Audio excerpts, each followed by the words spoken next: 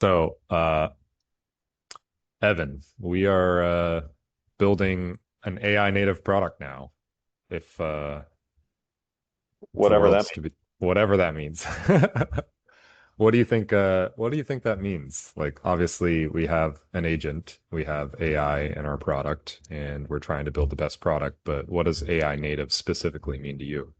Yeah, I don't know if our definition of AI native will change in a few years, but to me, it's something that was built in a way where AI was considered as a first party user of whatever your platform is.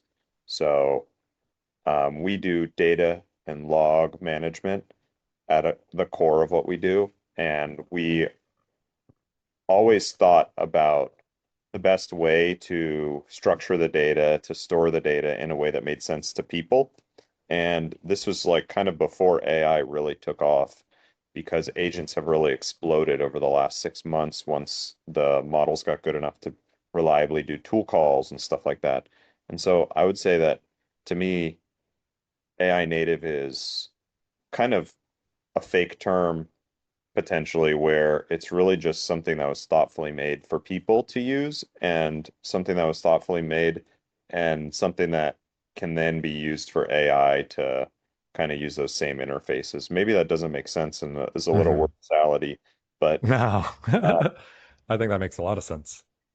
Yeah, from my perspective, AI native product is really, I think what we're going to see in the next couple of years here is just a user experience revolution in how people design business applications and all applications really.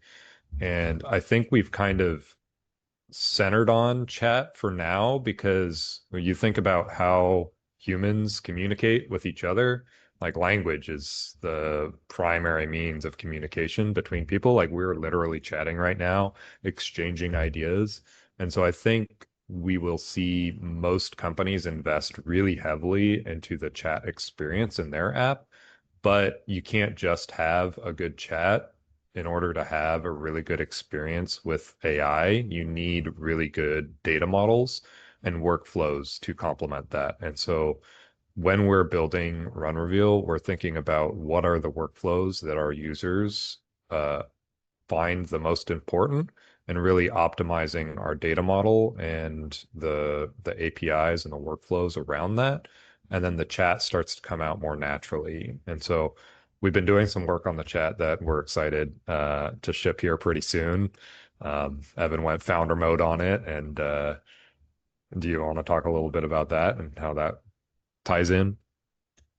yeah, I mean, actually, one thing that I think that we're my one of my predictions for the next year is we're going to start getting away from chat interfaces and start Mm, moving towards because the only problem with chat is you have to have a person typing into it and mhm. uh and these I think 2026 we're going to see a lot more agents just running in the background and doing real work and helping people solve their security problems or whatever problems.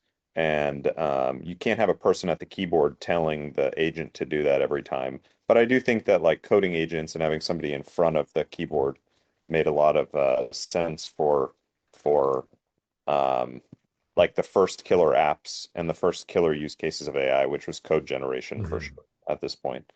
But yeah, 2026, I'm really excited for what Run Reveal can do for people with the same idea in mind that, you know, there's something really powerful about giving a human being an agent that can go do a bunch of really detail-oriented work quickly. But then there's a lot of value in being able to have that same agent do work while you're asleep and be able to help you with, your security problems while you're at Thanksgiving dinner or whatever else is going on in your life where you're not in front of a computer.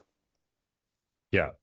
Yeah, that's a really interesting take on it too, is in some sense a lot of companies use chat as a crutch, right? Because chat is in terms of like AI native, a lot of people think it's just adding chat, but if you just rely on it as a crutch, then you're not actually optimizing the workflows and the data models, right? Because AI can consume all this context, it can consume your docs and kind of paint over like these crappy experiences in your app because the AI knows how to use it and your customers don't. So um, we're really trying to make the whole user experience a lot better.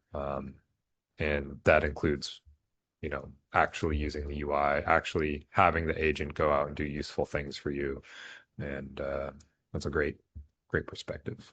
Yeah, it's got to be useful for people and agents alike. Yeah.